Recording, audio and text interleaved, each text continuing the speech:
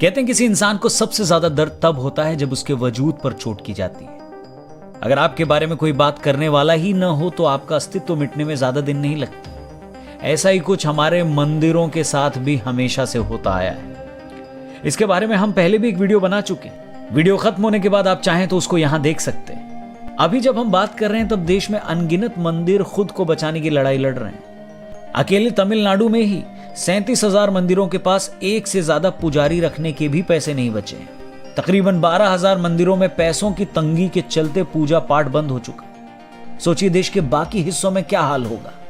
वो मंदिर जो हमारे अस्तित्व और वजूद की पहचान है। हमारे मंदिरों को आज खुद का ही अस्तित्व बचाने के लिए संघर्ष करना पड़ रहा है। आज जहां मस्जिद, चर्च और गुरुद्वारे उनकी ही कम्युनिटी मेंबर्स वाले इंस्टीट्यूशंस द्वारा चलाए जा रहे हैं, जबकि मंदिरों का कंट्रोल सरकारी हाथों में। खासकर दक्षिण भारत के मंदिरों में तो राज्य सरकारों के पास इतनी ताकत है कि वो चाहें तो उस मंदिर को नोटिस तक भेज सकते हैं। जब भी ये सवाल पूछा जाता है कि मस्जिदों, चर्च और गुरुद्वारों को उन दायरों में क्यों नहीं लाया जाता, तो कई लोगों को बुरा लगता है। लेकिन बड़ा सवाल ये है कि किसी भी धार्मिक स्थल को सरकार के अधीन क्यों किया जाए, चाहे वो मंदिर हो, मस्जिद हो, चर्च हो या गुरुद्वारा, क्यों किया जाए? सरकार किसी भी धार्मिक संस्था को कंट्रोल क्यों करे जबकि ये देश सेक्युलर है? सरकार का काम धार्मिक स्थलों को कंट्रोल करना कब से हो गया? और सबसे बड़ी बात तो यह है कि वैदिक काल से ही इन मंदिरों की देखरेख वो करते आ रहे थे जिनको इसमें आस्था थी। लेकिन जब से इनको सरकारी सिस्टम के अधीन लाया गया, हमारे मंदिरों की हालत उतनी ही खराब होती चली गई।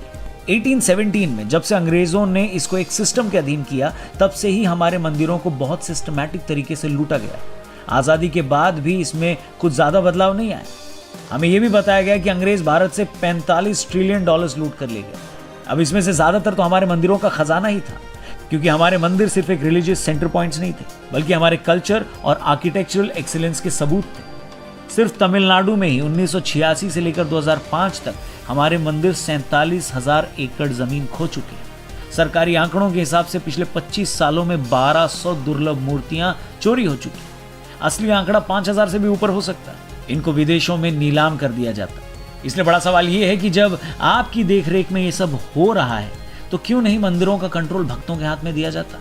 कुछ लोगों का तर्क ये है कि राजा महाराजाओं के टाइम में भी तो ये मंदिर को राज शासन के अधीन आते थे, जबकि ये पूरी सच्चाई नहीं है।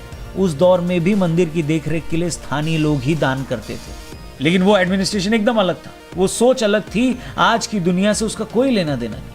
आजाद भारत के अंदर तर्क ये भी दिया जाता है कि मंदिरों के पास इतना सोना है, सरकार को क्यों नहीं दे दिया जाता? इससे देश की इकोनॉमी बढ़ेगी और तरक्की होगी। जबकि वो लोग ये भूल जाते हैं कि इसी देश के अंदर हर महीने लोग करोड़ों रुपए सिर्फ शराब पीने में उड़ा देते हैं। 2019 में 348 बिलियन का लोग सिर्फ सुट्टा फूंक गए। भाई साहब, जब फूंकने में इतना पैसा उड़ा रहे हो तो वही ज्ञान खुद पर अप्लाई क्यों नहीं करते अंकल?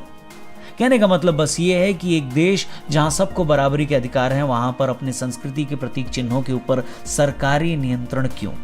हम थैंक यू बोलना चाहेंगे सदगुरु को, सदगुरु जग्गी वासुदेव, जो कि ईशा फाउंडेशन के संस्थापक हैं, जिन्होंने इस मुहिम को इतने बड़े तरीके से चलाया और लगातार सवाल भी कर रहे हैं कि क्यों मंदिर हैं सरकार के अधीन। और आप ही बताइए, हमारे इतिहास की रक्षा हमें स्वयं करनी है या नहीं? इसके लिए अगर हम थोड़ा भी कर पाएं तो यह हमारे पूर्वजों को सच्ची श्रद्धांजलि होगी, जिन्होंने न जाने कितनी पीढ़ियों के निवेश करके हमारे मंदिरों की रक्षा की। क्योंकि हमारे मंदिर सिर्फ एक बिल्डिंग नहीं है, बल्कि वर्षों की हमारी तपस्या का प्रतीक चिन्ह है। आइए हम सब अपने इतिहास की रक्षा करें, क्योंकि जो देश अपना इतिहास भुला बैठता है, तारीखें भी उसको भूलने में देर नहीं लगाती। जितने भी वॉलंटियर्स, जितने भी लोग इस मुहिम में हैं, हम उन सबको थैंक यू बोलते हैं और नमन करते हैं। जितना हो सके ये वीडियो शेयर करें। अपना ख्याल रखें। जल्दी मिलते हैं। जय हिंद।